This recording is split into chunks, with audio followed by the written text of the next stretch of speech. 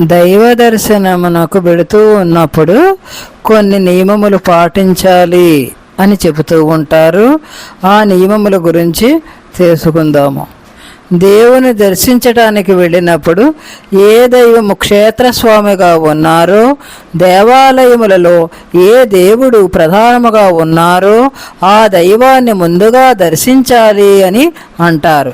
ఆ తర్వాతనే ఉపదైవాలు అంటే ఆ దైవాన్ని ఆధారంగా చేసుకున్న దేవతలను దర్శించాలి అని అంటూ ఉంటారు. ముందుగా శివాలయమునకు వెళ్ళినట్లయితే శివాలయంలో ఉన్న నవగ్రహాలను దర్శించి కాళ్లను కడుగుకొని ఆ తర్వాత శివ దర్శనానికి వెళ్ళాలి అని అంటూ ఉంటారు.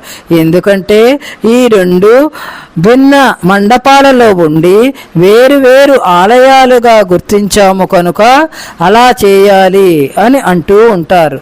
నవగ్రహ ప్రదక్షిణ చేసిన తర్వాత అదే దర్శనముతో శంకరుని చూడరాదు అని కూడా అంటూ ఉంటారు.